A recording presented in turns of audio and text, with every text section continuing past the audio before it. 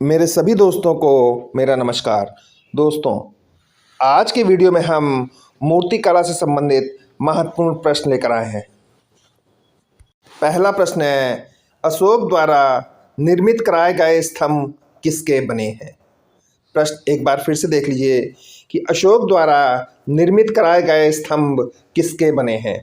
Option है पकी ईंटों के, मिट्टी के, पत्थर के, संगमरमर के। तो बताइए आप लोग।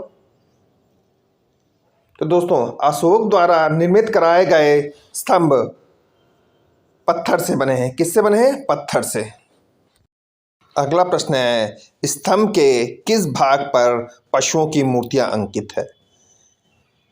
स्तंभ के किस भाग पर पशुओं की मूर्ति अंकित है? चोटी पर, संपूर्ण स्तंभ पर, मध्य भाग पर और तल पर। तो दोस्तों, स्तंभ के चोटी पर पशुओं की मूर्तियां अंकित है। कहाँ पर? चोटी पर पशुओं की मूर्तियां अंकित है। प्रश्न है, अशोक द्वारा निर्मित कौन सा स्तंभ मौर्यकालीन मूर्तिकला की दृष्टि से अद्वितीय है? प्रश्न एक बार फिर से देख लीजिए, अशोक द्वारा निर्मित कौन सा स्तंभ मौर्यकालीन मूर्तिकला की दृष्टि से अद्वितीय है? पहला है रामपुरवा का स्तंभ, अगला सारनाथ का सिंह शीर्ष, अगला बखीरा का स्तंभ और इलाहाबाद का स्तंभ। तो दोस्तों, अशोक द्वारा निर्मित जो मौर्यकालीन मूर्तिकला की दृष्टि में अद्वितीय है वो है सारनाथ का सिंह शीर्ष। कौन सा? सारनाथ का सिंह शीर्ष। अगला प्रश्न है, सारनाथ के सिंह शीर्ष पर कितने सिंह पीठ से पीठ मिलाए आसीन हैं? प्रश्न है, सारनाथ के सिंह शीर्ष पर कितने सिंह पीठ से पीठ मिलाए बैठे हैं? तो कितने हैं? 8, 4, 2 और 5। तो दोस्तों, जो सारनाथ के सिंह शीर्ष पे जो सिंह हैं वो पीठ से पीठ मिलाए 4 सिंह हैं। कितने सिंह हैं? 4। अगला प्रश्न दोस्तों, पांचवा, मौर्यकालीन यक्ष तथा यक्षिणियों की मूर्तियां किस परंपरा से संबंधित हैं? प्रश्न है, मौर्यकालीन यक्ष एवं यक्षिणियों की मूर्तियां किस परंपरा से संबंधित हैं? ऑप्शन है व्यावसायिक, राजकीय संरक्षण, लोक परंपरा और बौद्ध परंपरा। तो दोस्तों, मौर्यकालीन जो यक्ष और यक्षिणियों की मूर्तियां हैं वो वहाँ की लोक परंपरा से संबंधित है। किससे? लोक परंपरा से संबंधित हैं। अगला प्रश्न है, चामर ग्रहणी की मूर्ति कहाँ से प्राप्त हुई? किसकी? चामर ग्रहणी की मूर्ति कहाँ से प्राप्त हुई? इलाहाबाद, बनारस, पाटलिपुत्र और दीदारगंज। तो दोस्तों, जो चामर ग्रहणी की मूर्ति है वो दीदारगंज से प्राप्त हुई। कहाँ से? दीदारगंज से। अगला प्रश्न है दोस्तों, दीदारगंज से प्राप्त मूर्ति किसकी है? प्रश्न है, दीदारगंज से प्राप्त मूर्ति किसकी है? बौद्ध भिक्षु की, यक्षिणी की, दासी की और साम्राज्ञी की।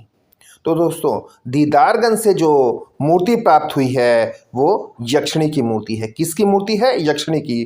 प्रश्न इस प्रकार भी हो सकता है कि यक्षिणी की मूर्ति कहाँ से प्राप्त हुई?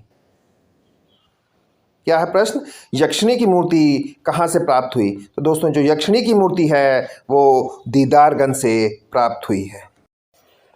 अगला है, सांची का स्तूप स्थित है भोपाल के समीप, ग्वालियर के समीप, पटना के समीप और रायपुर के समीप। तो दोस्तों, सांची का स्तूप कहाँ स्थित है? प्रश्न एक बार देख लिए, सांची का स्तूप स्थित है भोपाल के समीप, ग्वालियर के समीप, रायपुर के समीप, पटना के समीप। तो दोस्तों, जो सांची का स्तूप है वह भोपाल के निकट स्थित है। कहाँ स्थित है? भोपाल के निकट। अगला है, सांची के स्तूप का निर्माण ईंटों से किसने कराया?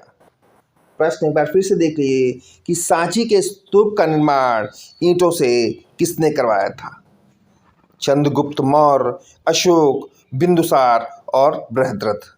तो दोस्तों, जो सांची के स्तूपों का निर्माण ईंटों से अशोक ने करवाया या अशोक द्वारा कराया गया। किसके द्वारा?